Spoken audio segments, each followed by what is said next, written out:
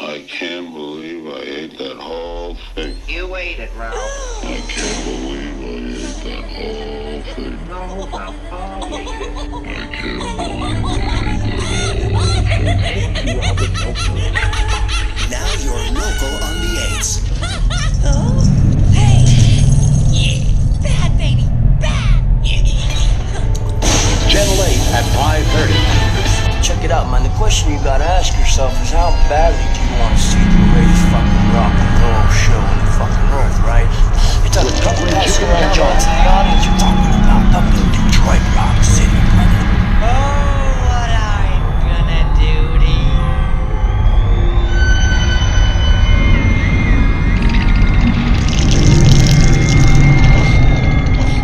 I'm so angry. We apologize for the profanity, which he also said on our air. Bunch of guys who make bad music, dress like freaks, and wear more makeup than all my sisters combined? No. These assholes gotta be stopped. Now starts the IA Music Podcast. Are we back on? Let's go.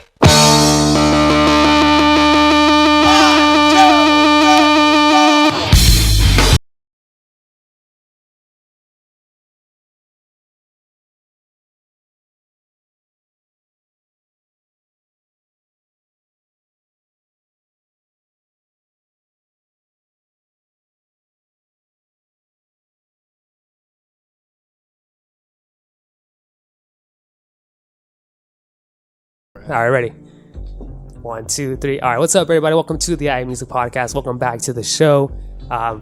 For those who don't know me, let me just go right into this. I haven't really introduced myself yet, but for you don't know me, my name is Omar. This is the IA Music Podcast. Thanks for tuning in. Thanks for listening. I used to do this little intro where I used to say, hey, what's up, everybody? Welcome to the show. Welcome to the podcast. And I just realized that last season, I didn't introduce myself at all. So my name is Omar. I'm the host, creator of the podcast, and today I have a special guest with me, actually. I got that special guest with me. He goes by the name of Robert Camacho. How's it going, Robert? Good, man. Thank you for having me on. Yeah, no problem. And Robert is a writer, journalist, activist, DJ, producer, and most important, hip-hop junkie, would you say? Oh, hell yeah. Yeah? Yep. Love of my life right there. Yeah, hell yeah. And Robert, me and you met. We met at a small corporate chain, I guess you would say. You could say that. When we were working. A small little store. Yeah, small little store when we were working. And we started talking about music, man. That's how we kind of like connected. Connected would be talking about music. Yeah. Would you say that would be the case? Oh, yeah. Yeah. You know, it was great to find another hip hop head in there. Right, you know? right. And I didn't know that. I didn't realize when we first started talking, like we started talking a little bit about what I was doing, what you were doing. And I thought you were just busting my balls saying that you did the same thing. I thought the same thing too. It's like everyone kind of has like the same stock story in there. It's all like, normally mundane, boring everyday life stuff, but like not everyone's like, oh, I do podcasts or I write or stuff like that. I'm just like, oh, what? Word? Someone's doing the same thing as me? Yeah, okay. It's true. What are the odds? In the same general area in the store too. Yeah, we're both like throwing names out there, as far as like who we recorded, who we like. Yeah, we're throwing names like from mainstream artists to like local artists. Cats out here. Yeah, because we started talking about pretty much the albums, like our top albums. of last year. Well, that's a thing too, because no one really listens to albums these days anymore. Can you kind of like move it this way? There you go. Yeah, no one really talks about albums these days anymore. Everyone's just about like singles and whatnot. So when you talk to somebody who actually like listens to albums, it's a little bit takes you back a little bit. Right. Sadly, but yeah, it's all right. That's how we connected. That's what I'm saying. That's how we connected. It was just like reflecting on the music that we like, and then we started bringing up as far. I think we brought up Nas. We're talking about Nas's album. We're talking about. We were talking about like a Sarface. Yeah. Who else from last year? We were talking about like Mac, of course. Yeah, Mac, J. Cole. Kendrick. Black Panther. Right. J-Rock. All the TD. You even did a write-up. You're also a writer, which is Step Off Magazine, which is why you're here. Yes. I wanted to promote Step Off Magazine, which is your... which is my website, my personal blog, everything that I write, from interviews to album reviews to occasionally even editorials. Everything that I write myself, I self-publish on there. Nice. And when did you get into writing or creating this platform? Step Off magazine? Okay, so actually, it's a little bit interesting, the history for this. Yeah. So originally, I didn't actually start out as a writer. Right. Actually, I'll just go into the story. Hit it up, man. About this. So originally, when I was going to school, I wasn't really sure what I wanted to do. I was like a lot of young people. I didn't have like really a direction. Right. So after like a couple of years of doing like trying to get like my associates done, I kind of came to the conclusion I want to do something like in media communications. So I kind of thought that, maybe radio is something I wanted to get into. I kind of felt like at that time I kind of had like this dream of being like this kind of DJ premier kind of right. DJ or something. You break new music and stuff like that. So eventually I actually got into a university here locally. I'm not going to name no names or anything like that. But they had a radio program over there. And I got a little taste for it, got my feet wet, and kind of found out that radio wasn't exactly everything I thought it was necessarily. So I was like, okay, well, maybe this isn't what I want to do. But I was taking a journalism course, though, at this school. And that's what got me in the writing. This was probably about like 2013. And I only lasted about a semester at that school. Right. Why did you turn away from radio? Well, like at least if you're doing terrestrial radio, like it's really corporatized, and I didn't know it was quite like that when I was like, because looking from the outside in, I was like, oh, okay, well, this is kind of cool. And then you look at stuff like if you like listen to like XM, which is nothing like terrestrial radio. Yeah. They got like a lot more leeway and stuff like in there. So I don't know. Like, I mean, like it at that time I just wasn't. It could have been the program at the school too, but I just really wasn't. I was like, it was very structured, I guess. Yeah, I guess you could say that. So like, I kind of was like, well, maybe I don't really want to do this. But when I started taking that, journalism class, I was really good at it. I was like, wow, like I'm really good at this writing thing. I could, I think I could make something out of it. Right. Would you say like a passion started pouring out with the writing? Yeah. Well, the thing is, like I was good in writing in like high school and stuff like that, but I never thought like making a career out of it. Right. I just thought like, oh, well, this is something I'm good at. And, when you're in high school, you're not like, oh, well, people get paid for doing stuff like this. You're just like, oh, well, I'm good at it. So, and that's that. Yeah.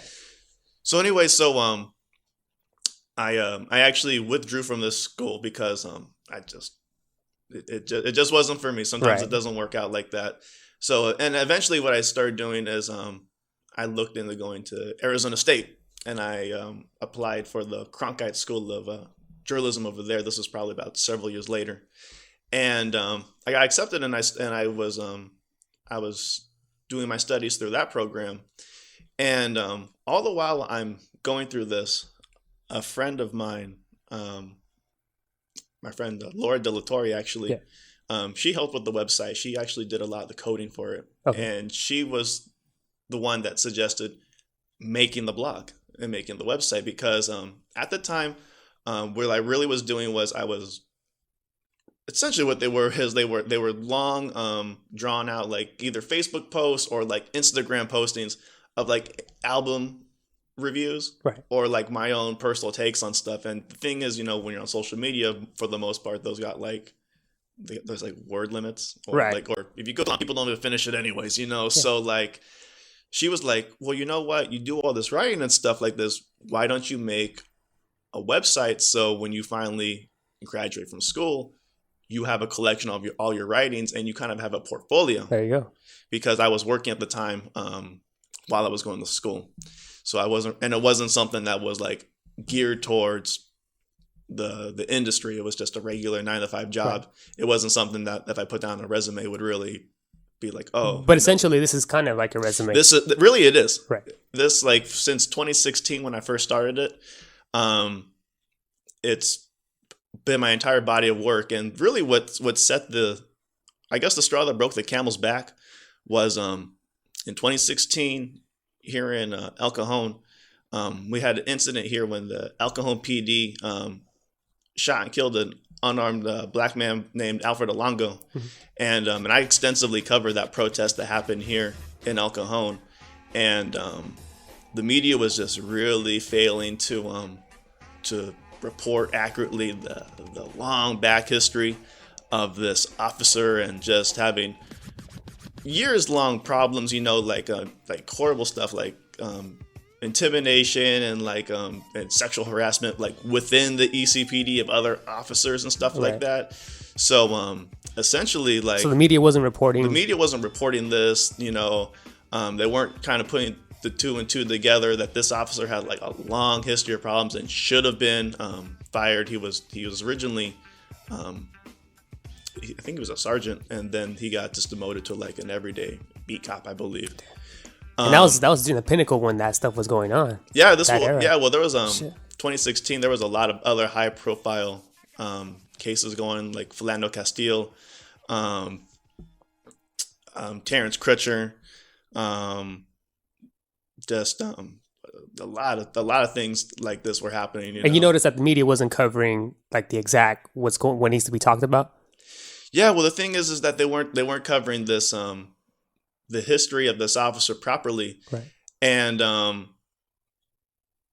the incident itself was almost kind of being lost in the news itself, because, like you said, there were several other things like this going on across the country as well, and it was we were coming to the end of the 2016 presidential election cycle at that time too, so it was kind of getting lost in that mix. So so I went out there and I was covering it like I was doing. I was posting stuff to Instagram, and I actually got approached by several news outlets online, and they actually paid me the least to use my videos and stuff like that, which is good, because when I was covering this, I'm thinking El Cajon, it's a tiny little town in the middle of nowhere, really. Right. You have no reason to be here unless you live here or you were born here, So I was like, damn, there's people that live in the city that don't even come out here. People that from outside, they're not gonna know. Unless we put it out ourselves, no one's gonna know what's going on in this little town. It's gonna go away, and because people are gonna forget about it. They forget about El Cajon as far as San Diego. Yeah, they're known to be way out here. Yeah, well, it's a suburb, man. There's nothing out here, to draw people from outside. But eventually, a lot of homeless people and people are moving east because it's so expensive over there, right? Down west. Oh yeah, well, homeless people, they actually get, a lot of times they get shuttled out here actually too. The city of San Diego, they'll actually push them out of the city limits, or they'll bring them out here with the hopes that they won't come back. So we kind of become a collection for the homeless, out in Wells Park, which, funny enough, not really funny, but that got national attention too when the mayor here was trying to criminalize, feeding the homeless. This was about a year ago, right? So again, that was another. The mayor's had a lot of problems here, though, right? In El Cajon. Yeah, well, the city for the past 2 years hasn't really had a top of the Alfredo Longo incident, and then on top of criminalizing feeding the homeless, it hasn't really had a great reputation, right? The already kind of negative one it has, unfortunately, even just here locally, but even the stuff that has made the headlines nationally, ain't good, because that story actually made BBC. Even BBC was covering it. Oh, no shit. Yeah, with the mayor with that whole incident, right? Yeah, Bill Wells actually. I believe he's still in office, I think. Oh, wow. No relation to the park, right? But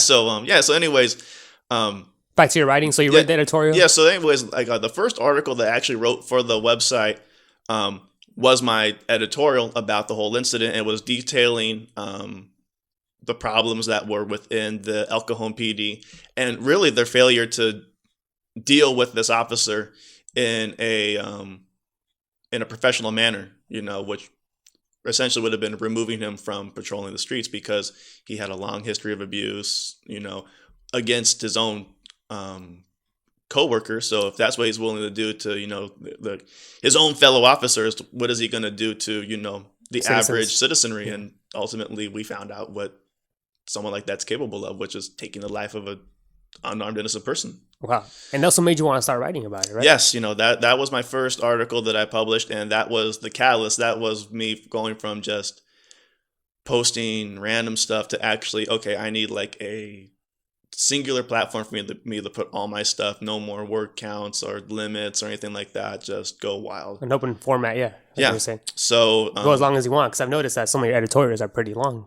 yeah, some it's of good. them are pretty. Yeah, like I try to put a lot of detail in them, and and like I said, tell the whole story as well as I can. So that was the catalyst for me actually creating the website.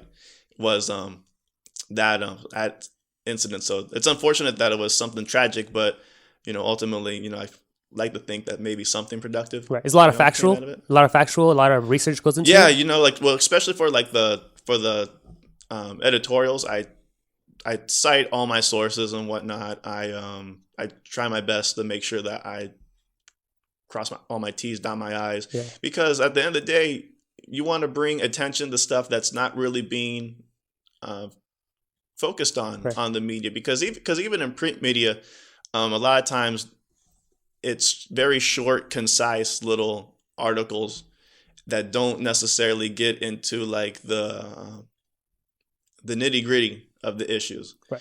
So a lot of times you'll have to dig through dozens and dozens of articles to kind of come up with a well-informed, platform on this stuff, which unfortunately a lot of times people don't have the time or really the patience to do. Look up, so I try my best to compile all that in one spot and give people the realness about it. Really. And using media, I mean, they're also biased. They can be very biased. You can absolutely sway very right, sway very left. Yeah, every publication has its bias, right? But like you try your best to limit it, and give the straights as the facts as straight as you can, right? So you're already publishing as far as like hip hop music, or hip hop write ups and album write ups, and then this was just another. Okay, I'm writing this. Might as well inform the public of what's going on. Because like with the music and stuff, I was doing this, but it was more like personally though. Mm-hmm. It wasn't like on a platform, and I was just kind of like, hey, this is an album that I like, and I bought this. You should check it out. Maybe a little bit, and here's the reasons why. Right. And then when I started this, I felt that I could take it in like a more deeper direction, I guess. Right.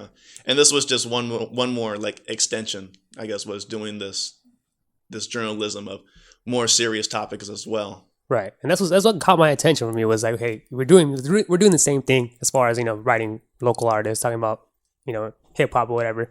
But what really caught my attention was when I read about the activism, the localism, you participating in these events. That's what caught my interest. When did you decide? Okay, you decide that, but when did you actually decide? Were you doing this your whole life, or was this that incident? Well, I've been doing activism and stuff like that to varying extents of my life from the time I was like a teen.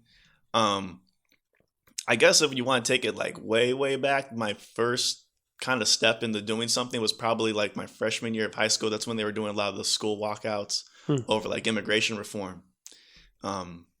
This was like during the Bush years when they were trying to do some reforms and actually do some stuff about like kind of criminalizing people more that were undocumented. So that was like my first foray as like a young person into it.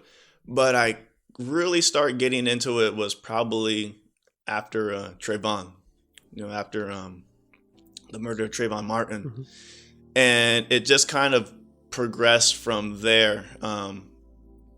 It kind of went from you talk about it online to you kind of go to a march, you go to a protest, you get involved in an org. So you're not just on the laptop. You're actually going out there in person. Yeah, like I think like eventually, when it really came to a head, when I kind of really started like dedicating my time completely to this, was probably like 2014, and it was like there was 3 events that kind of happened over that summer that were sequential. There was when a lot of like the undocumented refugees from like Central America were coming. Right. And they were being detained, and they were being like locked in cages and stuff like that. And then there's the extrajudicial killing of Eric Gardner by the NYPD, and then we have the killing of Mike Brown in Ferguson. And those 3 things over that summer were kind of the catalyst of making me want to like do this activism thing, like not just as like from here and there. It's like constantly involved. Right. Not just to get a clicks, but you're actually doing this. Yeah, actually get it out because another thing people forget about like Ferguson, like 5 years removed, is that the media back then were trying to do a blackout. A lot of the way that stuff got out was through Twitter. It was through social media. They didn't want to cover it. They didn't. Like media didn't want to cover it until like it became like impossible for them to ignore because it was one of like the most tweeted things in history on Twitter. Actually, I think the Ferguson hashtag is like one of the most popular hashtags in history for that platform. Yeah. So like it was an interesting example of social media forcing old school media to focus on an issue, and it was really kind of a turning point, I think, about how people interact, particularly with the news and stuff in regards to social media and making people pay attention. I think we had kind of seen it previously with like the Occupy Wall Street movement. We could kind of seen it abroad a little bit with like the Arab Spring, but I think like Ferguson was like a real turning point here in the States, that like when marginalized communities can use the social media to force the media and really and in turn the general public to focus on this issue and bring attention to it and be like, hey, like people are not paying attention to this, and in some instances people are trying to cover it up and it needs to be talked about. Yeah, and that's what the platform Twitter was about. Yeah. That's when I think you're right. That's when it blew up and we're not thinking back about it. I was like, oh shit, like that is right, because we had the opportunity to talk about it. And since then, Twitter has blown up. Yeah. Since that time. I watched Joe Rogan the other day, who was interviewing somebody from the owner of Twitter. And I was like, I started talking, reflecting back on that. I was like, oh wow, that's factual. Yeah, it's really interesting how like, particularly that platform, how it's become like such a ubiquitous thing in our society. Everyone uses it, president, like, shit. Yeah. That's crazy, right? Twitter fingers, yeah. Yeah, it's crazy, like it's interesting. It's almost surreal sometimes, like you think that you get your updates from the president, from like via CNN or some kind of address, but no, we get rants on Twitter. And what's have you seen some shit out there when you done these protests? I've seen that you went to the convention center.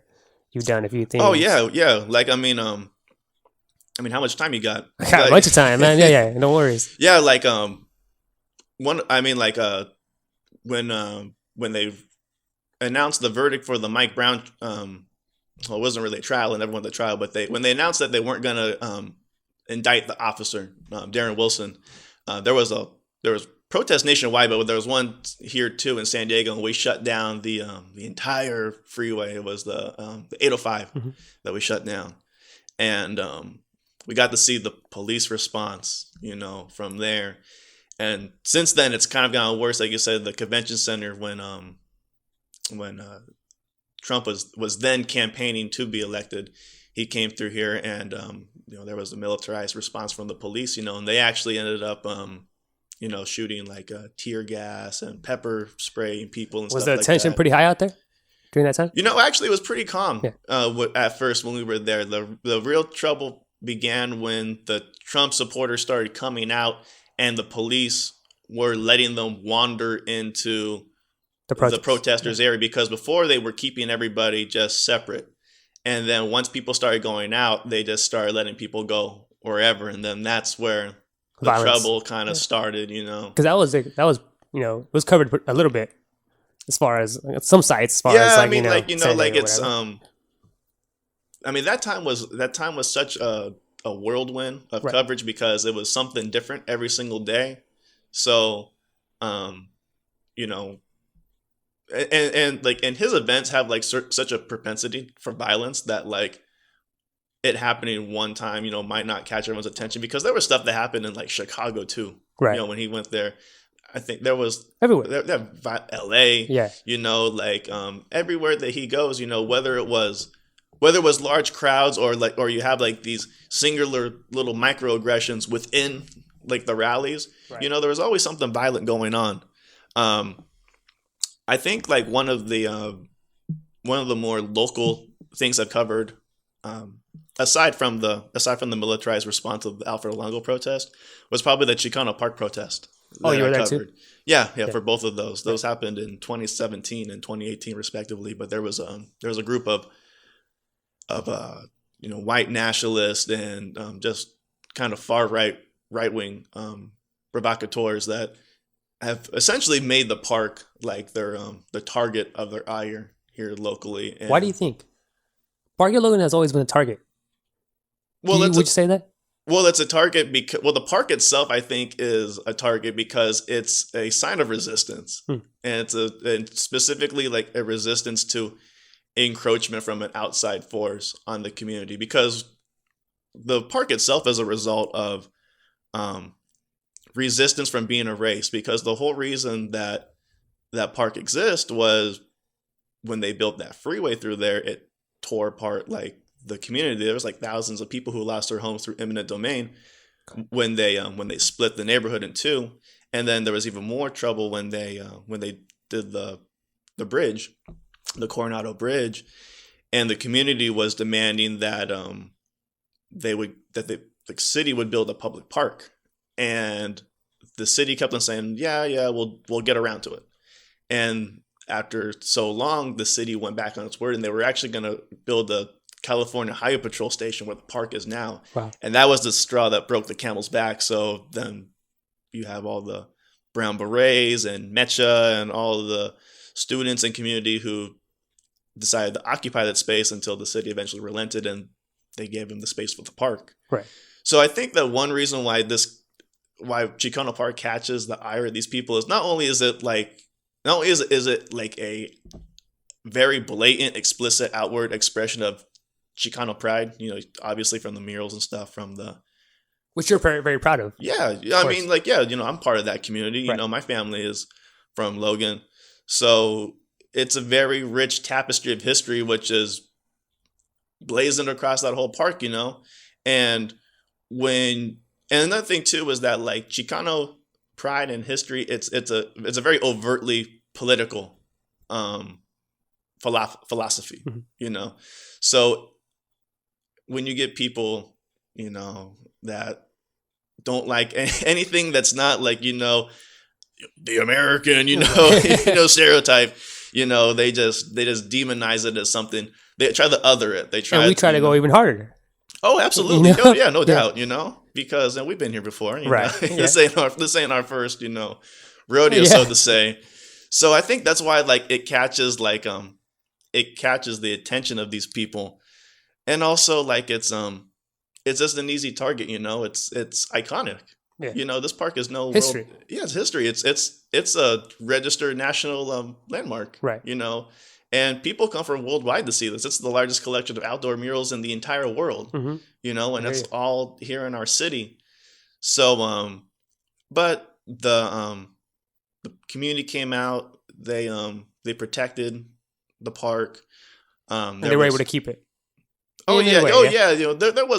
There's no doubt in our mind that the city was, not gonna like protect it or stuff like that. Right.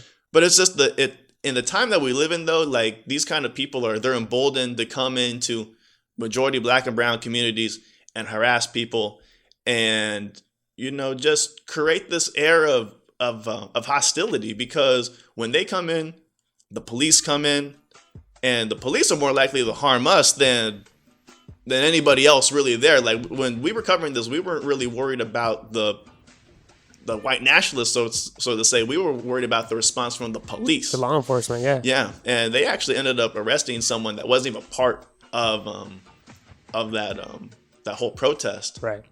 Because they just come stronger. They come, violently stronger. Well, they shouldn't. Well, they also know that like they're gonna get the protection of law enforcement too, because they were escorted into that park and they were escorted out of it. Okay. So like it's kind of like it's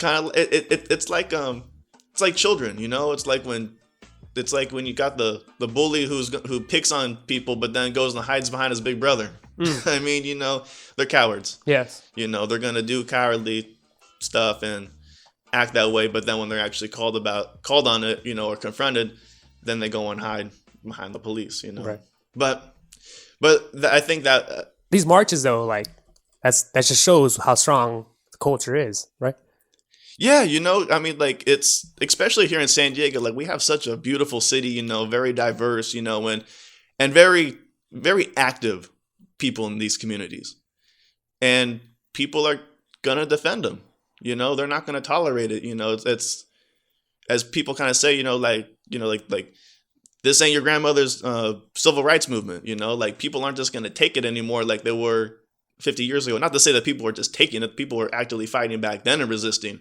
But people just aren't gonna idly sit back and just be peaceful about it when people are blazingly coming in. When you have like white supremacists and violent white nationalists come into your neighborhood, you shouldn't take that line down. So I'm very proud that the people of Barrio Logan didn't tolerate this and that they were driven out both times. Yeah. Hey, and then I don't want to use the word revive because you go out there and it's amazing. Mm-hmm. It's already living. It's alive and well.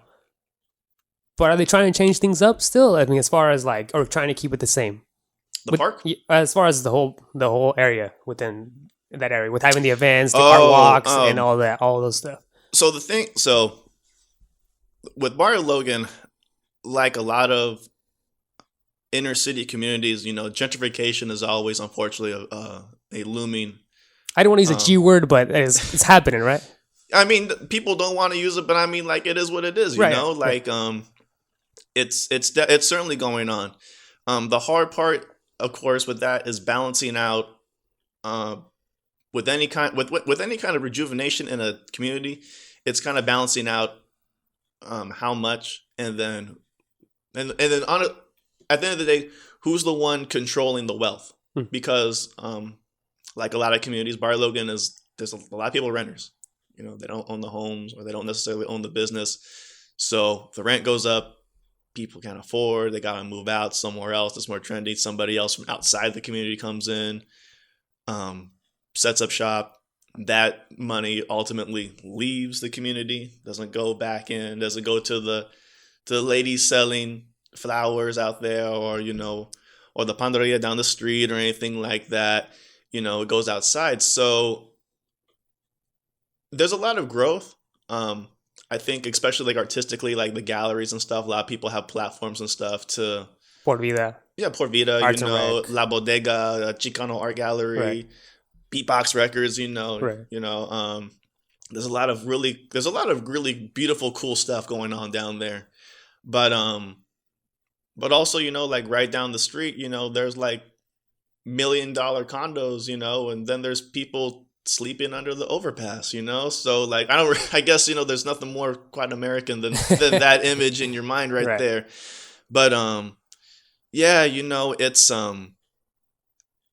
it's complicated, I think, as anything with growth, that but I think that hopefully I hope that the community can maintain its integrity and also its cultureness. It's character, Okay. Yeah, the soul of the community. Because I would hate to see a place like Barrio Logan become something like North Park, no shots in North Park, but like that whole community went through its own phase of gentrification in the 90s and early 2000s, and it doesn't. You talk to OGs, like that community doesn't look anything like it did back in the 90s and the 80s and stuff like that. It's a whole different world now, right? So. Progress is good, growth is good, but I'd hate to see Barrio Logan turn to something where there's a bunch of, tourists, designer pet shops and Starbucks and stuff like that. I mean, they're building a Target in North Park, No shit, yeah. So like, I'm hoping that there's a balance between that growth out there, and I think the people of Barrio Logan are very involved. Right. And it's why I like talking to you locals in San Diego, talking about North Park and stuff. I worked here in San Diego for about 6 years already, 4 years. Well, 4 years, whatever. But I met a lot of people, a lot of locals. And that's the most thing I talk about. I was like, hey, man, how was North Park back in the day? Or how was, Barrio Logan back in the day? Because that really interests me. So I met some guy from North Park. He was born and raised there, but he had to move out to Barrio Logan because he couldn't afford the rent over there. Yeah. Well, and also, they didn't really call it North Park back in the day. They used to call it Golden Hill, Oh, shit. Okay. Yeah. So, because it's all the same area, right? Yeah. He even broke it down. It's like the gangs, where different gangs were, and I was like, oh, wow, that's pretty crazy, Yeah, and San Diego was one of those cities where, gentrification and stuff like that, it's a lot of different communities. Because even, some of the gas lamp is fairly new, I remember, my pops used to tell me that, you never used to go to downtown back in the day. You went down there if you were like a sailor, you're looking for some kind of trouble or some other kind of unseen Right. activity. You know, it wasn't like it is now. You know, where like they got like the gas lamp and like Seaport Village and stuff like that. All that stuff is like relatively new. And when I mean like relatively, probably like the last maybe 30 years, Right, you know? right. If that. Yeah. You know, it's not that old. So back then you wouldn't go party down there downtown. Oh no. Is your pops saying? Yeah, it wasn't the place to be like it is now. Right. You know. And your pops, you guys are natives from San Diego? Yeah, Born and raised? born and raised. Both of my parents were raised here. Right. And that's where you get that Chicano pride from, right? Yeah, well, because my family's from Barrio Logan. You Okay. know, like my grandfather lived down there. Actually, where he grew up, actually, they were buildings for the. They used to be lodging for the railroad workers. Mm-hmm. Back in the day, when they had more railroads down there, they had. I read on the history back about the railroads in Old Town. Yeah, That's like my history they there. used to have like these buildings where the railroad workers and their families would stay, and eventually they actually ended up being converted to just regular housing for everyday folk. So he grew up down there. Right. Yeah, and this is back when they had like fishermen and stuff like that too. Like they did a lot of stuff for Little Italy too. People were fishing and stuff like that. And this was also like I think a little bit before or right as the military was starting, the Navy was starting to set up here too. Right. Start using it more for that. Sailors, that's hilarious. Yeah. That's funny. But you also have some stint like where you went out to the valley. When you've been where I'm from, I told you I'm from Imperial Valley, El Centro, and you've told me you went out there to also help out with the water Oh yeah, with the water drops. Yeah. Yeah. So shout out to Jackie Aureliano of Border Angels. Yeah. Border Angels. There you go. Yeah, like I've been out there, and as you know, it's the weather. It's brutal out there. You know, so Just imagine them crossing and shit like that. yeah. Yeah. So it's a trip to go out there and see the conditions that people are crossing in. You know, and then essentially that's what Border Angels does, right? yeah. So what Border Angels does for people that aren't hip to the org, they go out and they do water drops. They drop bottles of water for undocumented people and migrants who are crossing through the desert, who are continually being pushed farther and farther into the desert to make these very dangerous crossings. And you know, especially like in the summertime, it reaches the triple digits Right. out there. And when you go out there, you find remnants that show people have been out here. You know, From not just kids to adults and everything. yeah, right? you know, you find like a dress shoe, or like you find like a melted children's sandal. You know, stuff out there that it's not just adults. You know, it's babies. You know, children coming out. You know, through this, and people that are. And the thing is, nobody would make such a dangerous crossing unless it was like absolutely necessary. You know, you don't put your kids, through that unless it was like the very last option. Right. So what they do is they go out and they drop these supplies, water, sometimes blankets, mostly non-perishable stuff. But in the news, they've been getting a little bit more attention, not just Border Angels, but like other orgs that drop water. I've done that before. That's why I clicked with you, because I've done that before. Yeah. I did it in college back then. I took a class and we went out there, and Yeah. it was an experience. That is an experience. Makes you feel good. Yeah, it puts things into perspective too, you know. It puts in this perspective the lengths that people will go, for a better life. Right.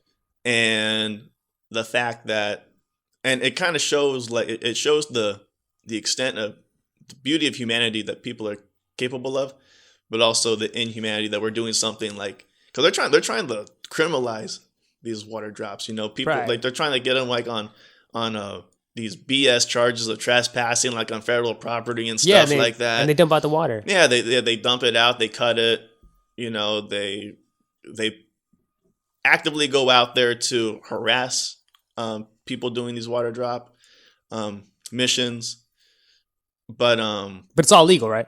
yeah, this is all legal It's stuff. all legal. Yeah. I mean, we're not doing anything wrong. They're not doing anything wrong. They didn't pay anything. No, yeah. If anything, it's just law enforcement selectively going after people and selectively looking what laws to enforce or not, really. Right. So, but I'm really glad, for everyone that goes out, takes their time out of their day to go and do these drops. Right. If you want, definitely check out my interview with Yeah, I Jackie. was gonna bring that up. with Yeah, Jackie that's why I brought it up Robinson. because you interviewed the personnel in charge of that. Yeah, Right. I interviewed Jackie. She's the director of the water drop. She's the one that oversees these and leads them when they go out into the desert. And Jackie's just a really cool person. Yeah. What's the most interesting you learned from Jackie?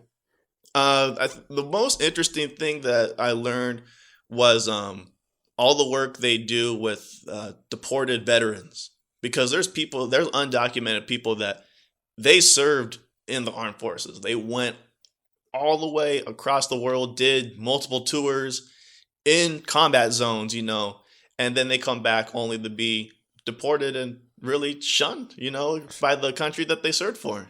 Right.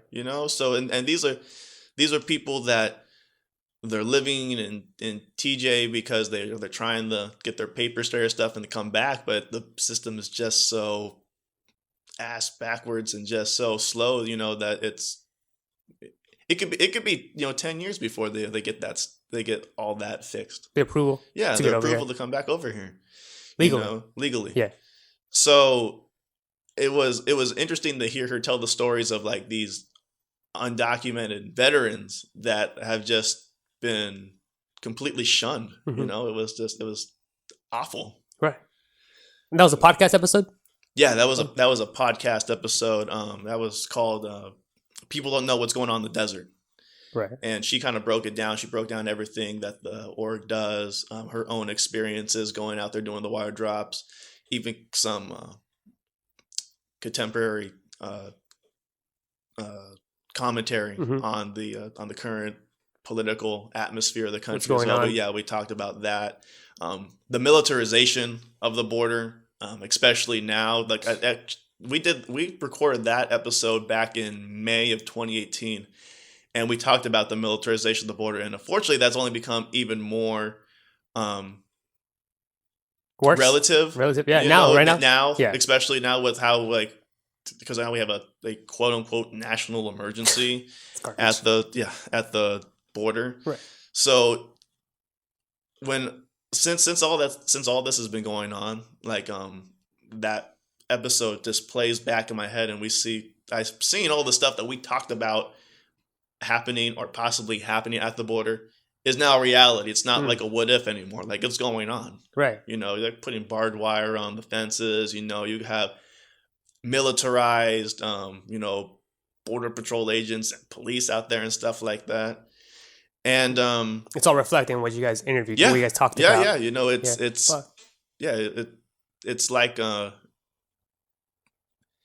It's like it's like looking into the future almost, sadly. Right. Talking into existence. Yeah, talking all the wrong things. Yeah, all the wrong things. into Yeah. existence, really, Right. essentially. I hear you. And that sparked up more interviews to get more political interviews, because this is what it is. I like the political side of you. I like that you're out there. You're informing the public of this. Well, I kind of feel like the two kind of go hand in hand. Like, politics and hip hop from like the inception of the music has always been there. I mean, like, you look at classic songs like The Message from Grandmaster Flash. That's talking about what's going on in the neighborhood, what's going on in the city. Social commentary right there. So I've always tried my best to balance out who we have on the podcast, and it's not just music. Like you said, we bring in activists and we bring in community organizers.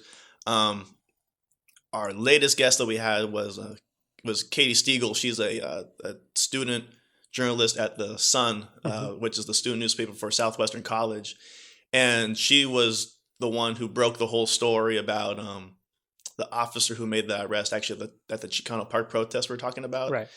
That officer also had a whole history of making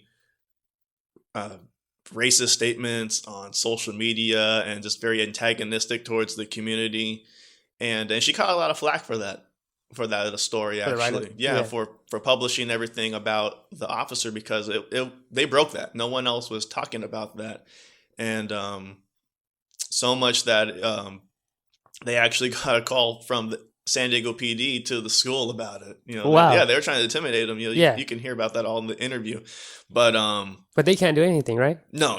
The administration stood behind them. Yeah, it's a free form of journalism. That's what we're here. Yeah, and they weren't wrong. You know, if there was something wrong, they would call them out on it. Yeah. So everything they were reporting was factual. Yeah. But I always tried to bring a balance between music or just different artists. Another one of my favorite interviews that I did was with Junko Canche, and he's a local cartoonist and artist here in San Diego. He's been doing it for years and years now, but most recently he became the apprentice for Lalo Acuraz, working on the La Cucaracha comic strip. And if you're not familiar with La Cucaracha, it's a pretty political comic strip, doing stuff from just everyday stuff in the Chicano community to like stuff about the border and just other social satire and political commentary. But to see him work on that and then get to talk to him about his influences here growing up in San Diego. He actually lived a little bit in Tijuana as well. Mm-hmm. So it was really cool to see his perspective on everything and his involvement and how he kind of came to where he was at. Right. But that's my goal of doing these podcasts, is to balance them all out, go back and forth between the music and the political side of it, because I feel like you kind of have to have both. You want to have a well-balanced, when you eat, you want a balanced diet. You eat your vegetables, your fruits, your grains, a little bit of red meat. Try to cut that down, not too much. But I feel like it should be the same way with your media intake. It just can't be all reality television and corporate news. You kind of got to get your local stuff too as well. Right. And you got to make sure that you get it from a variety of different sources. And I try my best to get the voices that aren't necessarily heard. Ooh. Or they're not necessarily the ones that are being talked to. Right. Whether that's individuals or that's people representing communities that are underrepresented in the media as well. Right. And that just sparked up your interest to talk to them. Yeah. Talk to them, right? Oh yeah, absolutely. Yeah, I hear you, man. I think that's the way to do it. That's the right way to do it. I mean, that's why, this podcast, I try to interview artists, hip hop artists, metal, whatever. But now this season, I want to get more informed. Mm-hmm. I want to inform the public. One thing I told you when I first met you was we're talking about hip hop or whatever. And I told you that I feel like I need to check in San Diego. Remember I told you? Because I haven't really checked in. You know what I mean? I can't really talk to hip hop artists because I haven't checked in. I don't know. I know the culture of San Diego in a bit, but I'm an outsider looking in. Well, the nice thing about the hip hop community in San Diego is that everybody's pretty connected. Mm-hmm. So if somebody doesn't know another person, they probably know that person through a friend or like another collaborator, or somehow somebody probably knows somebody. So the community it's small enough where it's where just about everybody knows each other in some form or fashion, whether directly or indirectly. Have you seen the music scene? How have you seen the music scene differ throughout the years since you've been looking into it? Is it close now, or like you said, we're close? Are you saying we're close, or has it always been close? I mean, like from what I've seen, like it's San Diego hasn't had like it's not something. I don't want to say it's small because it's a very thriving and healthy community, but it's not necessarily something like LA or the Bay Area.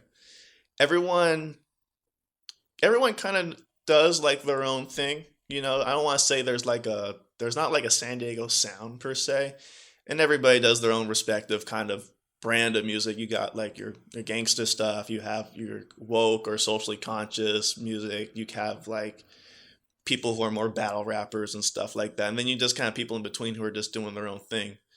But I think honestly, man, the beautiful thing about it now is social media. That's what it is. Connecting people, everybody is pretty accessible here to begin with, but then when you just throw social media in the mix, it's so easy just to email or just DM someone and just say what up, like I like your stuff, maybe Let's link up. Yeah, let's link up. Let's work on something, you Right. know. And for the most part, people are pretty they're pretty open to it. They'll respond pretty positively. Right. I hear you. Yeah, because I mean that's what we're here. Yeah. That's what we linked up. You know what I mean? And then you're a classic hip hop head. You know what I mean? You're a classic old school hip hop head. You can tell. You bring up Premiere. You bring up. You have these little segments where you flip records, where you sample. Yeah. You try to ask people who samples the Sample music. Saturday. Sample Saturdays. You also have VHS Sundays or the vintage VHS. vintage VHS. That's a new one. Yeah. So I was gonna ask, when did you focus on the old school? Oh man. Well, I've always been like a classic hip hop head. My mom is the youngest of 6 kids, so I have a lot of older cousins than me. So they put me on like a lot of really good music when I was young. So I've just always been I've been like enamored with the with that era of music. I didn't necessarily grow up with that era. I kind of caught the tail end of that as a kid. My first album I bought was Will Smith. It was like Big Willie style. Yeah, I think it was the Jiggy first with one. it? Yeah. That was the first one. The first album I bought like with my own money. Right. So I kind of caught like the tail end of that era. Boom bap hip hop. Of that boom bap classic, Right. golden age era. I didn't necessarily grow up in it, so I was listening to that all through high school and stuff like that. Just listening to different stuff. I was buying albums and albums and albums, doing my research. And it's funny because back then, this was like right on the cusp before like all this whole 90s nostalgia throwback thing kind of started coming into because it did come back in a way. Oh yeah. The 90s thing, now yeah, it's yeah. in full swing. But Right. this is like 2005, 2006. Right. And nobody was on it like that back then. You listen to that, it was like, why are you listening to that old shit? Right. I'm sorry, can I? No, yeah, go ahead, yeah, cuz yeah, no worries, yeah. Fuck yeah, don't worry. Okay, yeah. People are like, why the fuck you listen to this shit? Like, Yeah. because that's when like all like the crunk and like dirty South was in. But I love that old style, that gritty, raw, sampled music and just rhymes on top of rhymes. But maybe because you couldn't relate to the new music that was out at the time. You can relate to that. I mean, I feel the same way I was because that time 2005, 2006, we were listening to J Dilla. Still. Yeah. Still. We're listening to Ninth Wonder. Still. Oh yeah. You know, and that's the thing. Like it's not like there wasn't great music coming out back then. Right. I was listening to Little Brother. Kanye, Little when Brother. it came Yeah. out. J Dilla, like you said. Right. Rest in peace. Right. But Little Brother too, like even that was really big back in 2004, 2005 Yeah. for us, Yeah, my and they were a reaction to the state of the music. Right. The whole reason why Little Brother came about was because they felt like that kind of music that they were making was being underrepresented and wasn't being put out into the mainstream like that. Still is. Yeah, Still is. I think it still is. Yeah, it's still like that, unfortunately. Yeah.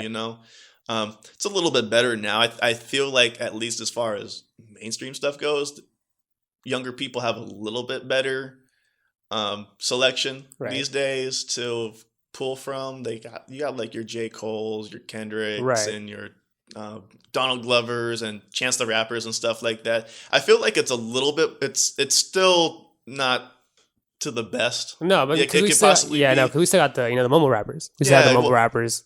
And the thing is, there's always something.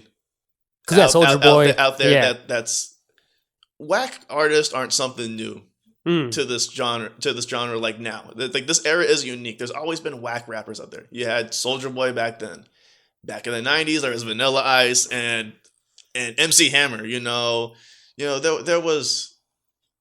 There's always been artists like that. But I think the difference between now and then is that now everyone's got a platform.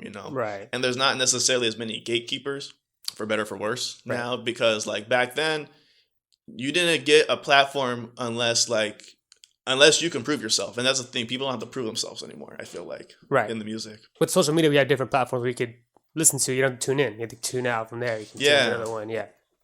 Yeah. So that's how I got like into like that music. It was just, I got put onto it from an early age and I've always just held on to that, like I feel like I kind of got like a good palette from an early stage as a youth. So from that point on, you know, that's kind of been like my litmus test for my music. You know, if you don't pass it necessarily, you know, it's gonna be a little harder for me to get into it. Not that I got my guilty pleasures too, but for the most part, you appreciate the old school. Yeah.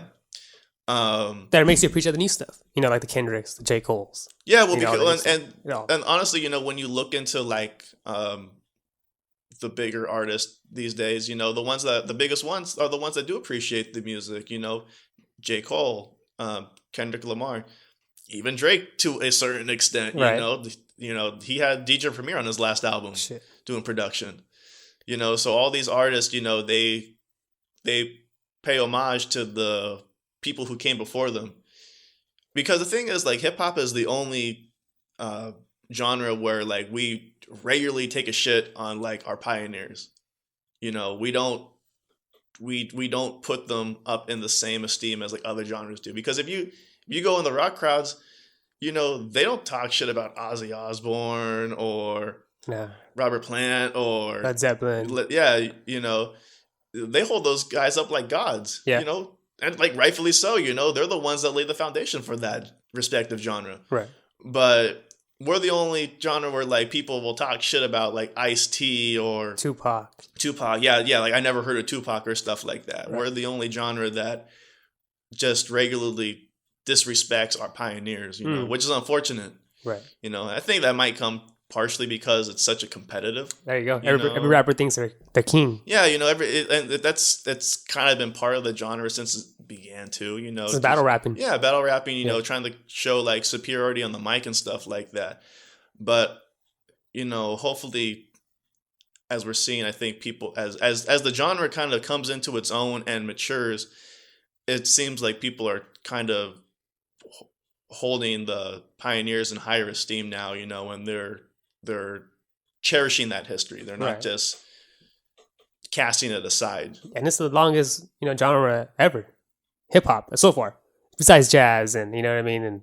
But hip hop, as far as you know, compared to rock, because I also cover a lot of rock music. Yeah, a lot of scenes die. Well, yeah, you know, like it's certainly one of the longest to have like a steady rise of popularity. You know, because like rap music has been popular on like a mainstream level since like probably the early 90s, you know. And for it to have that amount of popularity for that long and still not kind of get the respect like it deserves is kind of annoying, especially when you look like now, like just like 2 weeks ago, like they had like the Grammy Awards and Donald Glover won like Song of the Year for it was Record of the Year for This Is America. It was the first hip hop record that won that category for Song of the Year. First ever. And the Grammys they've been acknowledging hip hop for almost 30 years. You know, they had like it was like the best rap album category. Like I think Will Smith, DJ Jazzy Jeff and Will Smith were like the first ones to get that. Right. You know. So, you know, so to be acknowledged for that long and we're still, you know, making, you know, like having firsts, you know. History, yeah. Is, you know, a little disheartening. Well, I think Cardi B won too, and Nicki Minaj, they're talking about that on the other platforms, that Nicki Minaj hasn't won one, but Cardi B won one. And that's crazy. Yeah, you know, well, that just shows. And I think one thing to take away from that is it's just kind of interesting. It's cool to see that a female, you know, won like the best hip hop album. Trip, huh? You know, yeah, because especially like when you look back at the history, you could probably count on one hand how many female artists have won Grammys. You know, like maybe like Lauryn Hill from like the Fugees, and I don't know, did Missy Elliott win one? I think, or something I don't know. Like that. Maybe. I don't even know if Queen Latifah's got something, you know. So like I said, the Fugees, you a classic. yeah. I mean, well, you got to go back. You know, like when you're looking through the history. Right. But that's the thing, though. You count like on one hand, you know, for like how many artists have won that award that are women. Mm-hmm. You know, but yeah, you know, it's kind of. I'm glad to see that like people are kind of the Academy seems to be making better choices too with who they nominate and who they give the award to. I don't know. A lot of people were saying Nipsey Hussle should have won though. Should have won the that's award. crazy. But you know what? Like, but you know what? It is. I would see J-Rock. I would see, that album was my top album last year. Remember I talked about it too. Yeah, that was my top album that last year. That was in my top 5 too. Yeah. That was a stellar album. That's I good, thought it was right? great. Yeah, Yeah. absolutely. But It's as committee. as the great Public Enemy once said, who gives a fuck about a goddamn Grammy? Yeah. And what Drake said too was also on point. You know? You don't necessarily have to have an award, to be doing great stuff. Right. And that's true. And then, going back to the classics, you recently interviewed Blame One, who he doesn't give a fuck about. Oh. Grammy or, because look at him. Look Well, at like, longevity, Well, like him, even he was saying how, the San Diego Music Awards, they don't really give the awards to, I guess what you would say, classical hip hop artist either, He's been, he said he's been, nominated, once for it. But, it gets a little hard when you have people on these committees that aren't necessarily, hip to, how much variety there is, in hip hop. Because that's another thing, too. I think we're, one of the few genres where, we don't like to make subdivisions. Right. In the music. Because you go to rock, there's a million different rock subgenres. You go to jazz, there's bebop, and then there's fusion, and then there's easy listening, smooth jazz. And with hip hop, we don't really make those distinctions necessarily, I mean, some people do, but you can't go into people don't really buy records that anymore anyways, but if you went to Best Buy 2 years ago, there's not a alternative hip hop and then a trap and then classic contemporary boom bap, it's just all in one hip hop or rap. Yeah. Or R&B. It's in one of those two categories. Right. So even someone like Blame One doesn't necessarily get their just credit, But I feel like Blame One said though, he knows that he's got the support of the community, and he's been a mainstay here for almost 30 years in San Diego. And he has the support from me and you. Yeah. And not just me and you, but others. The music speaks for itself. Right. At the end of the day, trophies and awards are cool and stuff, but what does your music say and how's it going to stand the test of time, I feel like. And I feel like he's one of those artists that certainly, his music speaks for itself. It's music that I listen to stuff like Thief, Priest, Wizard, and that album is 13 years old, and it sounds just as good today as it did when it first came out. Right. I hear you. Yeah, I mean, I listened to Blame One back in the day too. From I think it's called Hail the Sun or something like that. Well, he did a record with J57, and that's that was with the sun on it. Yeah. That was Days Chasing Days, I believe. Yeah. So from there, and I started linking up. Plus, also a producer has worked with them as well, and it's like a little camp out here in San Diego. And I was talking to this other guy, I forgot his name, but we were talking. He's affiliates with J57. He's affiliates with Blame One, but he moved from New York to over here because he feels like it's easier over here in Southern California because he could drive to LA to get his shit mastered, or he could record here. Or he has other artists perform here and drive back. Yeah, it's the pinnacle, I think, for now. Well, there's a lot of artists that do that.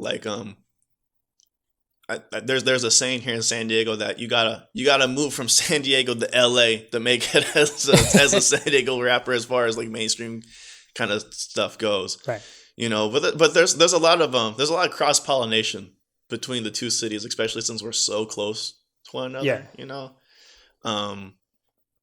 I know Exile does a lot of work with people from LA. San Diego, Choosy. Yeah, You got Choosy. Save Yourself. Mm-hmm. It's really cool though to have two scenes so close to one another. Right. And for there to be so much unity, people kind of show love to one another. Right. In both respective cities. They do. Yeah. And that's why I want to focus on hip hop in San Diego because it's out there. You know what I mean? That's why I have you on here. I brought you on here to talk to me about it, inform me. Yeah, I mean, you just have to know where to look. Right. Honestly. There's a lot of different platforms for people and artists, you know, not just for artists to perform, but people to go see them as well. Like one great location to go would be BattleBot at the Casbah. Right. Shout out to my man DJ Root. Okay. But they put Did your intro? Did he do your intro? Yeah. Root's the one that did our music. Yeah. Yeah. Oh yeah. Me and Root, we go way back. We went to high school with one another. Nice. Sorry about that. Go ahead. You're saying shout out to DJ. So what goes on there? Yeah. What goes on at what club is that? At the Casbah. What do they do there? So at BattleBot, what they do is they put on rap battles. They do b-boy battles, and they also do producer battles over there. And it's a whole full night from 8 to 1 a.m. is when they put these battles on. And people come from all over. People from San Diego, people from LA. One time there was a cat that came from like Yuma, I think. No shit. Yeah, that came to perform for the beat battle. And it's just a cool thing, man. It's cool to see the community come together. You see people from all over. You know, Odessa Kane shows up there pretty regularly. Rick Scales, Blaine One was there one time too. You know, you never really know who's gonna pop up through there, you know, locally on the scene. Right. And then it's just cool to see people that you don't know of. Right. You know. So you discover new music out there. Oh yeah. You know, different artists, people that come on just to do like the rap battles and stuff like that. It's a beautiful platform for new people. Not only new artists and stuff to showcase their music, but also people who are new to the scene too. They get a feel for the local talent. Right. Is a lot of freestyles, like freestyling, or performing, or. So what they'll do is a lot of times they'll have like there will be like a local artist actually performing. That's kind of like the headliner, but they'll have like brackets for like competitions. So like you'll have like 1-on-1, and it just kind of like a basketball bracket. Right. You so progress through next step, or whatever. Yeah. And another good spot for people to check out probably Hip Hop Wednesdays at the AC Lounge over in North Park. My man Nate Newbounce Witzel, he puts that on, and that's another showcase for artists to perform their music. Different DJs to go on there and spin as well. Right. My man Real J Wallace was there not too long ago performing one of his new songs over there, and it's just another good outlet for people to meet local talent, you know, and see. For us, for us, like, you know, who run these type of platforms. You know, platforms, you know, or even just hip hop heads, artists themselves, artists themselves are people that are just hip hop heads that want to like perform, who want to like meet new people or see new artists, because a lot of these artists, you know, like you're not going to hear them on the radio, you know, you're not going to see them on TV, so you kind of have to be a little, unless you follow them on social media, you're not going to be like in the know necessarily. Right, like Odessa Kane, you bring up Odessa Kane, like, he should be more known, even though he is locally known. Yeah, you know, Odessa Kane is one of those artists that like when you brought it up to me that one time, I was like, oh shit, I forgot about Odessa Kane. And he's opened up for like a lot of people here that come, bigger names that come to perform too. Right. Like he opened up for J. Rue the Damager, Cannibal Locks. I think he opened up for Rock Marciano also. Right. But and then he's also performed alongside like Mortal Technique. No shit. You know, yeah, but Mortal Technique and Brother Ali. You know, they were doing a fundraiser several years ago at the World Beat Center.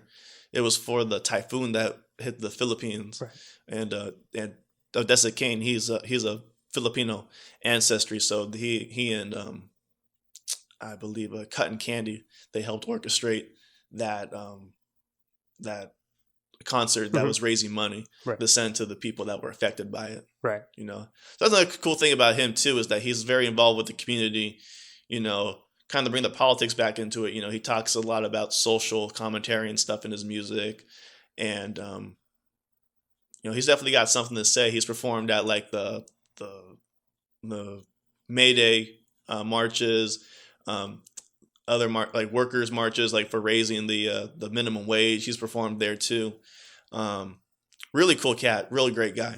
Right. You know, but he's another one of the I would say one of the premier artists here in San Diego. In San Diego? Yeah. And what do you see in the future? How do you see the future of San Diego as far as the music scene? You see it growing? I mean, because, you know, we talked about, you know, these little events. Oh, no doubt. I think that I see the scene only getting even bigger from here on out. because like I said, the biggest thing is the accessibility. Like there's so much talent, there's so many different things to see, and it's easier now more than ever to find music. Because back in the day, you know, it was people sharing stuff, like sharing their CDs or sharing their cassette tapes or stuff like that. Now it's as easy as pressing a button on your phone. And there you go. You could share it to however many followers you got on your social media. Right. You know, you could bring up artists' whole catalogs on your phone now. Right. So I only see it getting bigger, you know, and you know, there's big names that come out of San Diego. Yeah, you know? Mitchie Slick, Lil Rob, Rob Stone, J.O. Felony. There's a lot of talent to come out of. Who do you think the next artist to break from San Diego is? Man, like, I don't even know. I mean, like, you know, honestly, probably someone we haven't even heard of yet. Yeah, I think so. You know, probably someone that will break out and be the next big thing. Right. You know, like it's like capturing lightning in a bottle. Mm-hmm. You know, like you don't really know. You can't really, I guess, plan or anticipate it. It just kind of happens organically. Right. You know, personally, I mean, I got my own favorites. Yeah. I would like to see. that was kind of a trick question. Like I was like, I'm not thinking to answer that because you know you don't want to. You know, you have your own personal favorites, and who knows? Like you know what I mean? Yeah. I mean, there's definitely a lot of cats that like that I would personally like to see become bigger and get their get their music out there. But you know, there's so much talent. And probably a lot of people that we probably haven't even heard of. Right, exactly. That will probably break out and get their music out there. And it's up to us, up to me and you, power like this to get them recognition. You know what I mean? In a way. You know, like get the word out. You know, I don't know if recognition is a word, but yeah, it's you know, like get their name out more, so to say. You know, make people more aware of it. Right. And that's the thing, you know, because like I said, even though like the scene's pretty healthy, you know, San Diego. When you think of San Diego, hip hop isn't necessarily the first thing that comes to mind. I think when people think about music in San Diego, they probably think like Blink-182 or something like that. You know, they think kind of like, you know, more alternative bands. I think right, but that's hard, man. Like I told you, I cover, you know, a lot of, you know. Oh yeah, you know. But even that genre, even that scene it's popular, but it's different out here, man. Oh no, well also like, you know, like San Diego isn't known for like its art scene necessarily. Like a lot of people, they go up to LA, you know, because that's the entertainment capital of the world. It's a lot of punk here, punks. Yeah, not the genre, not the actual punk, but fucking genre. You know, a lot of punk, which is fine. I don't mind it. That's where I grew up in the Valley. That's what I grew up with. I do see the hardcore scene, which is another genre. Like you said, we're talking about the subcategories of hip hop. This is a subcategory of rock. Mm-hmm. The hardcore scene is getting bigger up over here, which I'm noticing. Which I want to cover a lot more. Yeah. But you're right about that. Yeah, well, the cool thing about San Diego, too, is, like, not only is the hip-hop community really healthy, but, like, the music community in general in San Diego is just filled with immensely talented individuals, you know. You just have to know the right places where to find them. Right. And a lot of bar shows. That's my thing, is it throws me out. There's a lot of bar shows. That's all there is, right? Yeah, I mean, like, you know, like, it's... If you want to find like the hard to find talent, you got to go to places like that. You got to go to the Soda Bar. You got to go to El Dorado, or you got to go to in my case, Brick by Brick. Yeah, Brick by Brick. Tower Bar. You got to go to Soma. Soma. You know, places like that. You know, it's trippy because I noticed being here, Soma started putting hip hop shows and. That's rave shows. It's kind of a more recent phenomenon. Yeah, because I think it is dominating. Hip hop is dominating, and you know, DJing is dominating. Yeah, you know, like it's becoming more and more popular in different places. There used to be like, I used to go to a venue at UCSD. It was called Porter's Pub, and they don't no longer operate anymore. But they used to be like one of the big hip hop venues here in the city or the county, actually. Right. And now, you know, like, it's just like everyone, you know, is hosting, you know, a lot of the hip hop shows. So it's really cool. It's really cool to see it grow, and along with the popularity, you know, there's more and more people coming out. Oh, yeah. You got to dig like vinyl. Yeah. You know, you still digging vinyl? Oh, yeah, all the time. You know, whenever I get the chance to go, I go out to, I got my little spots, you know, I got my local places. Yeah, don't shout them out. Keep them to yourself. I mean, if you want to shout them out, go for it. Yeah, go for it. I'll shout out the venues. I like for the rare stuff. I like to go to like the mom and pop like thrift stores and stuff like that. I'll keep those secret to myself. Yeah. But for the businesses, like Beatbox Records down there, Barry Logan, shout out to DJ Inform. Right. Sat down and informed him too. Close friend of mine. Right. Check them out. They're the store that is the most catered to like hip hop, soul, funk. Out of all the record stores here in the city, they're the ones that cater mostly to that crowd. Hip hop. Yeah, and there's always people. You never know who's going to come through there. Right. The Beatnuts. When they were in town, they came through there. Atmosphere was just here in town recently. Yeah. Slug and Ant made a stop there in the store, and they were shopping for some vinyl. Nice. Yeah. Check out Atmosphere or no? Did you go check them out? Check out Atmosphere? I wasn't able to check them out. But you did go to a recent show. You saw the guitarist. I forget his name. Oh, Thundercat. Thundercat. Yeah, right? How was that? Oh, man. Thundercat is a fucking trip, man. Like, just one of the most talented bass guitarists, like, out there. He got big because of Mac Miller? I think I saw it. I was watching the NPR earlier. Well, I mean, like he's been doing music for like a minute now, but I think the thing that really put him on, as far as like the general public, was the work he did with Kendrick on "To Pimp a Butterfly." I think that's what like kind of made him like more so a household name as opposed to just like the crowd that he was kind of appealing to. Because before that, I think he's doing a lot of work with like Flying Lotus. Okay. I believe. I think he's actually signed to like his label, the Brain Feeder, right? Record label. But I think the work with Kendrick he did was really what put him on. And honestly, truth be told, that's my favorite Kendrick album. Because of that. Well, because I think a lot of the reason why that album sounds the way it does is because of the Thundercat influence. It's very experimental.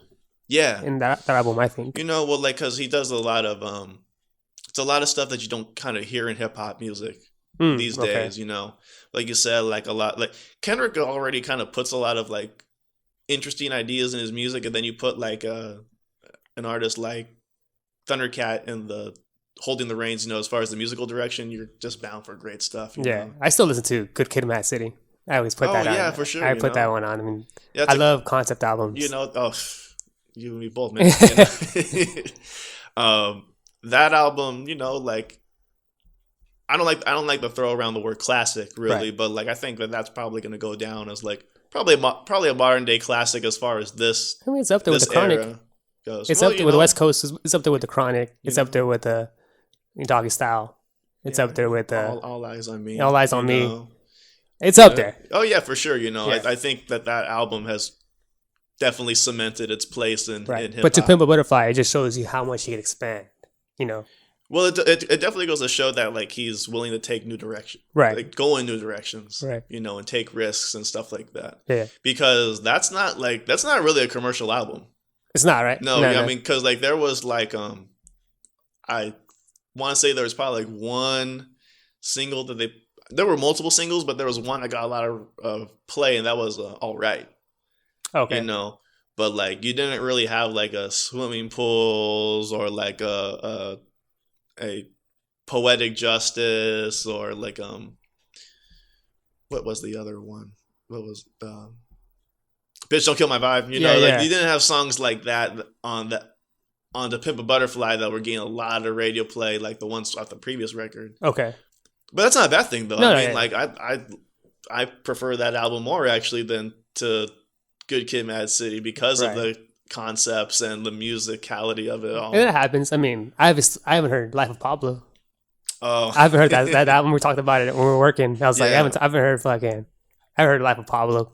I just haven't heard it. I heard Beautiful Morning, and then that's it. I was like, now I'm not even gonna check it out. But I did check out the recent one, which I didn't like. Oh yeah. Yeah, that was not that good.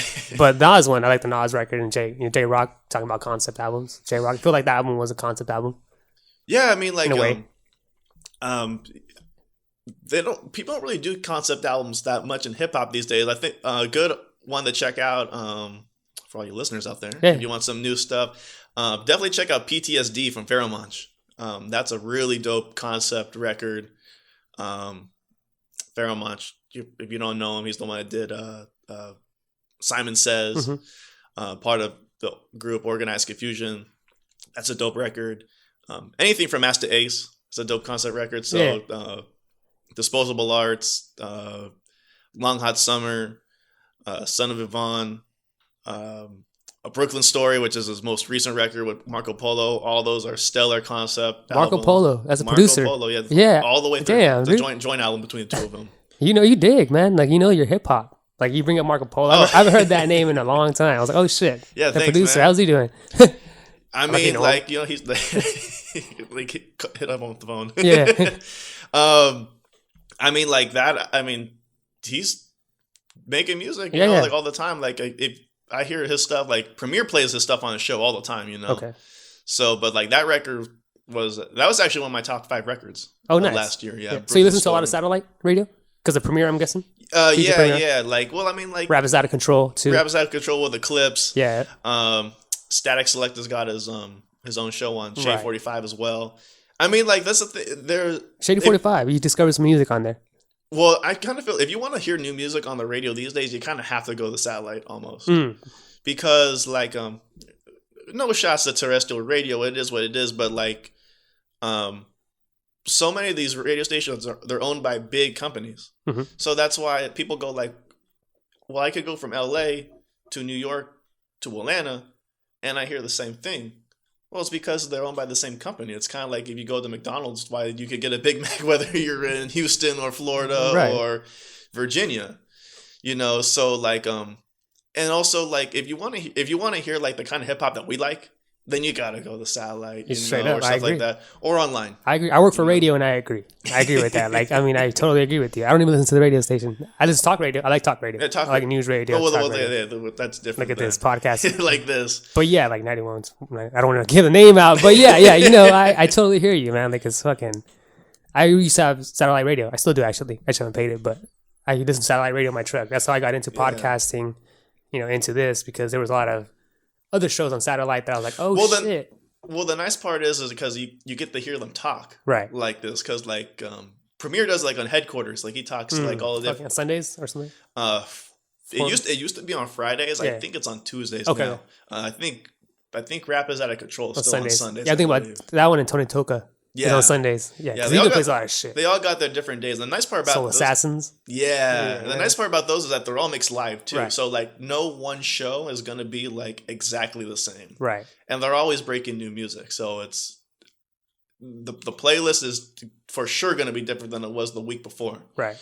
You know, but one of the things that I like about that drew me into it was the stories, you know, like them talking, because every time Premiere has like a guest on there, whether it's like Master Ace or OC or KRS-One, you know, or J. Rue, they're always talking about like stuff from back in the day, like their experiences. And it's just cool. It's just cool to hear. Like it's the journalist and the historian part of me that just digs that shit. Yeah, like you know, yeah. you get to hear like all these different stories, like Behind the curtain. yeah, exactly. Well, like one time Premiere was he gave like the story of the backstory behind the song just to get a rep, Right. and it was like he was saying how like Guru had like a new car, it was like a Jaguar or something, and someone stole it from him there in Brooklyn. And they actually found the guy that stole the car, and they were chasing him there in Brooklyn. And the guy actually ended up getting in an accident. He crashed into an ice cream truck, and he died there on the spot, Yeah. on the scene. Shit. Yeah, something like that. And that was the inspiration for just to get a rep. Wow. Yeah. So stuff like that, Little things. Yeah. stuff like that, like you wouldn't know unless like you listen to like a lot of interviews from these artists, or they personally tell you, you know. But like that part, like I love it. Yeah, me too. I mean, I just listen to Gangstar all the time. I put on Gangstar Premiere. It's just fucking tune in. Yeah. But also that, but also like, you know, the backstory of making the album. Like I was watching something on YouTube, like the making of some album. Like that's Yeah. cool. Like, oh shit, they took all of this just to make the album. Took all this just to make the record. Yeah. Essentially, that's why I have this podcast, because I want to know what the artists are doing, like Yeah. besides the music. Like one of my biggest influences, like that kind of combined the podcast and the music, was probably Combat Jack. Yeah, you were telling me we Yeah. were working one time again. We talked a lot of work, man. I was like, that's why I had you on here, man. I'm glad finally got on here. But yeah, you told me to come when back. you Jack. work in long hours, you gotta do stuff to keep your sanity. I was laughing at the other day because I think I did one shift. I mean, I spent it in your department. Yeah. I think I had one shift, and I was like, your department the whole time, just fucking talking, not hiding. right? Yeah. But yeah, like Comeback chat. oh yeah, like he's no longer around. He passed away like about a year and a half ago. Mm-hmm. But his interviews were just amazing. Like just the questions he would ask and the assortment of people he would have on, because I think that's where I took a lot of inspiration too, to have an assortment of guests, because it wasn't just hip hop artists. Because 1 week he might have Pharoah Monch on there, but then he might have someone like Mark Lamont Hill on the talk, about like his work in journalism, or he might have DeRay McKesson, or he might have a more political artist like Tef Poe, Right. or he'd have just a whole assortment of people on the show that give a variety. And I feel like let's bring it full circle again. You gotta bring that variety, Right? And that's what you're going for. That's like kind of what you're straining for. Yeah, diversity. Yeah, that's definitely what I aim for, is diversity, and just to bring like a whole wide array of things, to bring different people into the mix, informing them at the same time, giving them some right knowledge. I hear you. So your name, Djsherekhan. Djsherekhan, where does that come from, man? That's why you still, are you DJ? Yeah, I DJ from I think more personal stuff now, really, in my own time. So it's funny, like that name actually came from I like to read a lot, and one of my favorite books is the Jungle Book, actually, by Rudyard Kipling, and I came up with this name like I was in college, and I was trying to come up with a name to go by. Yeah. And I like the villain in there, Shere Khan, the tiger, is the villain in that book. And I thought it sounded kind of ill, and I've gone with it ever since. Yeah. And that comes also, your vinyl head too. Your vinyls, that's where probably more focused on the vinyl, because you're also, I heard you're the sample king. Yeah. I read on your bio. Yeah, like oh man, like I got like so much vinyl in my collection. I got so much stuff. In my collection. I haven't got room for it. Right? Yeah. You ever chopped it up and made beats or anything? Or yeah. I got like a MPC 2000 and an S950 in my setup. Yeah. But like I've been collecting music like for probably like 13 years now. Like I started doing it in high school. Mm-hmm. Me and my friend, shout out to my friend, my homie Tim, and DJ Ruth. They used to accompany me like all the time. But there used to be a spot, for those of you that live here in El Cajon, for anyone who's listening, there used to be a spot over on Broadway. It was called blanking on the name now. That's right. It was called Thrift Trader. Okay. Thrift Trader was the name of the business, and I used to go there all the time after school. I got so much of my collection from that place. I found lots of like Boogie Down Productions and Slick Rick and Gangstar, and then the foundation kind of stuff. Like you get like Grover Washington Jr. and Bob James and Isaac Hayes and just all sorts of classic stuff. I love digging it. I love the thrill of the hunt. It's almost like a big scavenger hunt. You go through and you find stuff, and then sometimes you find like just weird, obscure things too that people don't even think about sampling that are fun to listen to. The best thing about collecting is just looking at the cover without even knowing what the fuck it's gonna sound like. Yeah, like I found I found many a good record, just looking at something and be like, oh, well, this sounds ill, Right. I found a lot of shitty records too, but but you gotta, you gotta go through, you gotta sift through a lot of junk, to find the gems. Right. The diamond on the rough, so to say. Yeah. Oh, but like, I love doing that, and I love sharing that stuff too. Right. Like you were saying, like with the Sample Saturday stuff, it shows, man. Yeah, it's a fun little way to share the music with people, especially with like records that are like pretty well known. It's fun, man. Yeah, because you play the record, it's spinning. I'm like, who the fuck sampled this? And I wouldn't know sometimes. And some of those are, some of them are kind of more obscure. Okay. You gotta listen. It's like a little like a 0.5 sample or something. Yeah, okay. There's one of them on there that's like a premiere. Yeah. Sample, and it's like you blink and you missed it. That's crazy how they do that. But Premiere producer of that caliber. You know, Right. he does stuff. You know, he flips things like I've heard samples Premier's use. I'm like, how the fuck did he make that record do that? Like, just Right? it boggles Ear, the they have an mind. ear. That's what I told my homie Slums, Tony Slums. He's an affiliate of the podcast. He makes beats, and I always like working with producers because of that. Mhm. You know, they know how to fucking flip, and I like the art of flipping a record and putting a beat on it, 2 drums, and like, oh shit, like Producers are always fun to talk to. Yeah, you and then know, comes the always, vocals, They it's always like, oh, got shit. the good insight, you know, Yeah. and they're like they're like the architects, really, Right. you know, that bring the track to life. straight up. You Shouts know, out. they're kind of like they're the artist, so to Scientists. say. You know, they give the MC the backdrop, Right. You know, on which to express themselves. Hell yeah.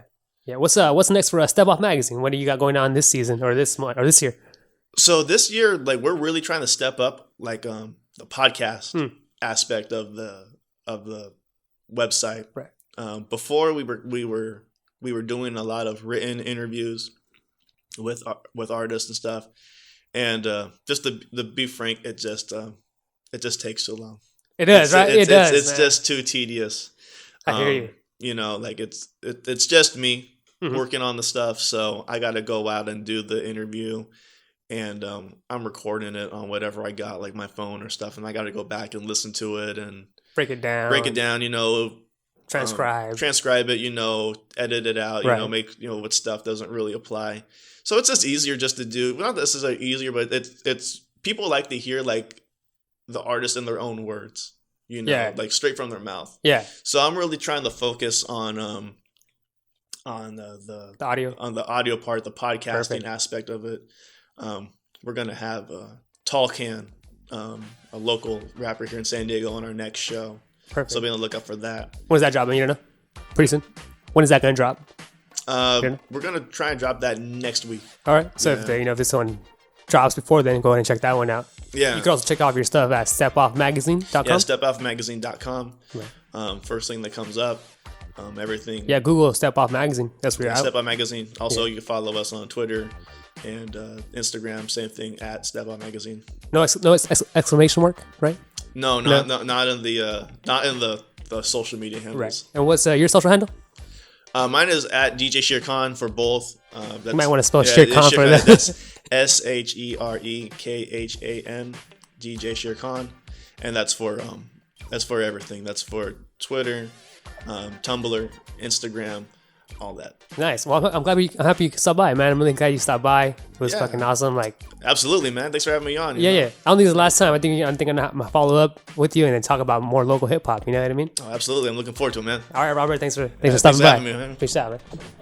Check out Robert. You know, check out his social medias. He's at you know, how do you say your name again? Djsherekhan. Djsherekhan, Step Off Magazine. This is the I Podcast, man.